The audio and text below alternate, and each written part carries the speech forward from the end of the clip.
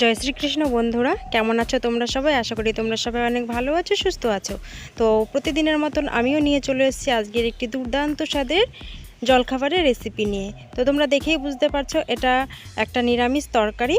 তো সকালবেলায় রুটি বা পরোটার সঙ্গে তোমরা এরকম একটি জলখাবারের তরকারি তৈরি করে নিতে পারো। তো চলো আজকে আমি এই জলখাবারের রেসিপিটা কীভাবে তৈরি করছি সেটাই তোমাদের সঙ্গে শেয়ার করব।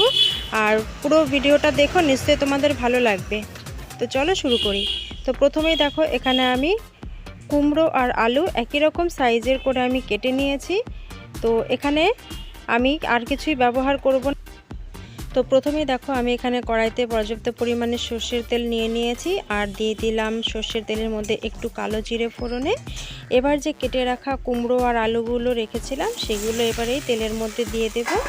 তো এবার আমি একটু নেড়েচেড়ে নেব। আর সকালবেলায় এরকম একটা তরকারি করে নেওয়া যেতেই পারে, কারণ খুবই অল্প সময় লাগে।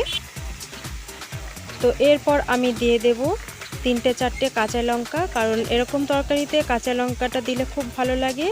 আর বিশেষ করে কাঁচা লঙ্কার যে ফ্লেভারটা সেটা তো আরও বেশি ভালো লাগে, সেই জন্য কাঁচা লঙ্কাটা দিলাম। আর এবার দিলাম পরিমাণ মতন নুন আর দিয়ে দেব পরিমাণ মতন হলুদের গুঁড়ো। তো এরপর আমি ভালো করে সমস্ত উপকরণগুলো দিয়ে আমি নেড়েচেড়ে নেব। আর আমার তো এইরকম তরকারি খুব ভালো লাগে খেতে, সেটা রুটি পরোটা বা সকালবেলায় তো খুব একটা ভাত খাওয়া হয় না, তো গরম গরম ভাতের সঙ্গে রাতের বেলা কিন্তু খুব ভালো লাগে। তো এরপর আমি একটু কালার আসার জন্য দিয়ে দেব একটু লঙ্কার গুঁড়ো। তো লঙ্কার গুঁড়োটা তোমরা এখানে নাও দিতে পারো, কারণ যেহেতু কাঁচা লঙ্কা দেওয়া হয়েছে। তো লঙ্কার গুঁড়োটা আমি শুধু দিলাম একটু কালারটা লাল লাল হবে সেই জন্য। তো এবার ভালো করে আমি একটু কষিয়ে নিচ্ছি। তো যদিও কুমড়োটা মানে একদম ছোটো ছোটো করে কেটে নিয়েছি, তো বেশি সময় লাগবে না রান্না হতে। তো দেখো ভালো করে আমি কষিয়ে নিয়েছি। এবার আমি দিয়ে দিচ্ছি পরিমাণ মতন জল। জলটা তোমরা তোমাদের প্রয়োজন মতো দেবে, যে যতটা গ্রেভি খাবে বা ঝোল খাবে তো সেটা বুঝে তোমরা এখানে জলটা ব্যবহার করবে। তো এরপর আমি প্রায় 5 থেকে 7 মিনিট ঝোলটাকে ফুটতে দেব।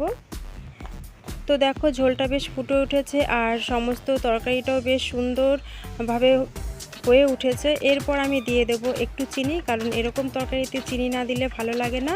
তো সেই জন্য আমি একটু চিনি দিয়ে ভালো করে নেড়েচেড়ে নিচ্ছি। তো এরপর আমি নামিয়ে নেব, কারণ আমার এই তরকারিটা একদম তৈরি হয়ে গেছে।